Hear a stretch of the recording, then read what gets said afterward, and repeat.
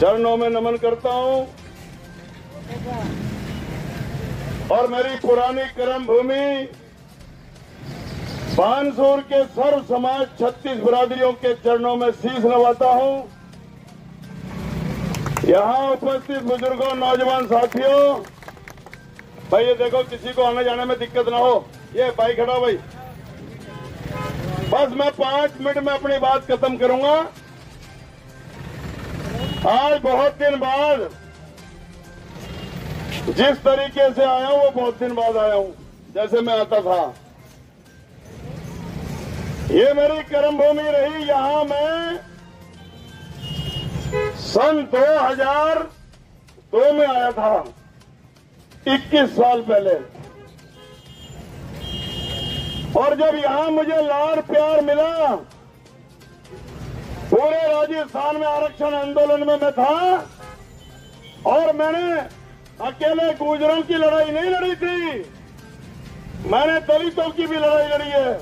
मैंने जो अगड़े समाज में ब्राह्मण, बनिया, कायस्थ, राजपूत या और जो दूसरी भी अगड़े समाज की बिरादरियां हैं, उनको सन 2000 में राजस्थान के पाली से एक आवाज दी थी कि आरक्षित को संरक्षण, उपेक्षित को आरक्षण।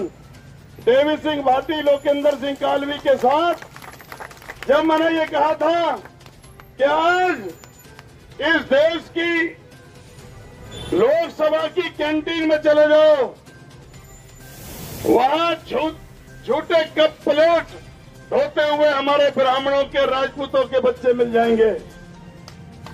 इसलिए गरीब सर्वनों को भी 10% उस पर आर्थिक आधार पर आरक्षण मिलना चाहिए।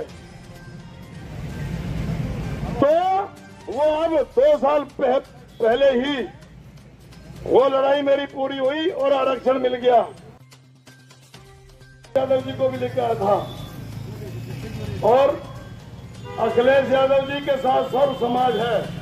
समाजवाद का मतलब ही ये होता है कि सब लोगों का मिलकर एक गुलदस्ता बने।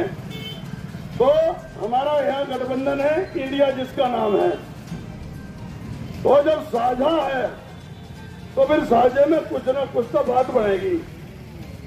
यहाँ एक अंदर की बात है, अखिलेश और राहुल जी एक साथ हैं। वहां पूरी रिपोर्ट गई हुई है। इस बार कुछ ऐसा होगा, अगर आप लोग चाहोगे तो, कि इस बात की गारंटी होगी कि यहाँ कोई अपराध को पढ़ने नहीं दिया जाएगा और व्यापारियों को, बहन बेटियों को सुरक्षा मिलेगी। इस तरीके का यहाँ इंतजाम करने की तैयारी है।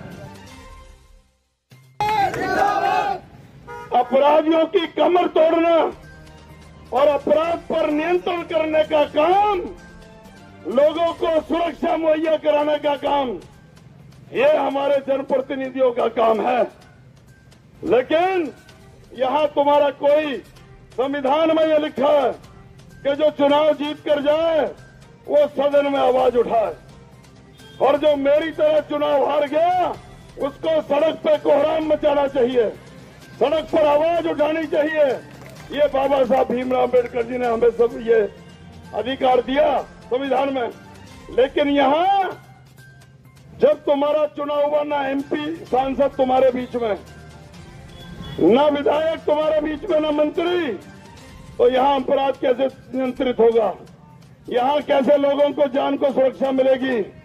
कैसे व्यापारी यहाँ पे कैसे मुक्त होगा? कैसे? क्योंकि जब प्रतिनिधि प्रशासन को कंट्रोल में रखेगा तो यही कार्यपालिका, इनको पता होता है कि क्राइम किसने किया, अपराधी कौन है। इसलिए इस बार जिसको भी चुनो, कोई लठैत होना चाहिए मुखिया गुजर की तरह।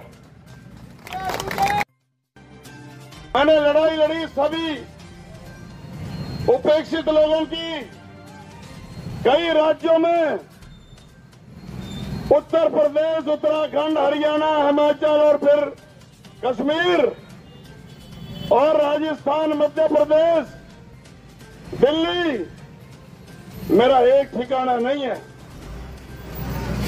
जो भी दुखी दुख दर्द लेकर के मेरे पास आ गया, मुखिया उसी का हो गया। यहां भी मैं आया था, लोगों ने मुझे प्यार दिया, मैंने अपना घर बना लिया। और घर कोई जो बनाता है वो जाने के लिए नहीं बनाया करता, क्योंकि मैं उत्तर प्रदेश से आया था, वहां बहुत अपराध था, अपराध बहुत ज्यादा, बेरोजगारी बहुत ज्यादा थी। इसलिए मैंने सोचा कि मैं शांति की चाह में था। मैंने अपने बच्चों को भी यहीं पढ़ाया, पिलानी में। उसके बाद मैं यहीं घर बना के रहा, नाम दिया। लेकिन जब चुनाव आया, सब छोड़ छोड़ के भाग गए और मैं अकेला रह गया। फिर दलित भाइयों ने मुझे बहुत प्यार दिया। गुजरों में भी मेरे खूब जो समर्थक थे, आज 16 साल बाद भी आज भी हैं। ब्राह्मणों में भी हैं, बनियों में भी हैं, सैन समाज में भी हैं। मेरा जो परिवार था, सैनी बिरादरी मेरे बहुत है, राजपूत भाई बहुत, जो बिरादरी मेरी थी मेरे साथ, वो आज भी 16 साल तक मैंने अपने साथियों को छोड़ा नहीं। गारंटी दे कि 36 बिरादरियों के साथ अगर न जाति का भेद हो जिसके मन में, न अमीर का न गरीब का फर्क हो जिसके मन में, वो प्रतिनिधि चुनो। और फिर तुमने ठेका ले रखा कि इसी के हाथ की रोटी बनी कोई हुई खाओगे। 10 साल तुमने खूब फुल के मार लिए, बहुत मजा आ रहा होगा तुम्हारे लड़के जब जेल गए होंगे। लेकिन अब मैं ज्यादा यहीं बोल दूंगा तो फिर नारायणपुर में क्या कहूंगा। न कहीं जाति की बात, न क्षेत्र की बात, न कहीं मजहब का कोई रोड़ा। ये तो अपने विकास कार्य कराने के लिए प्रशासन से, शासन से कोऑर्डिनेट करने के लिए अपना प्रतिनिधि चुना जाता है। क्षेत्र और मजहब और ऊंच नीच देख करके तुम वोट डालोगे तो फिर उसे कहते हैं वो लोकतंत्र नहीं, वो मूर्खों का तंत्र बोला जाता है।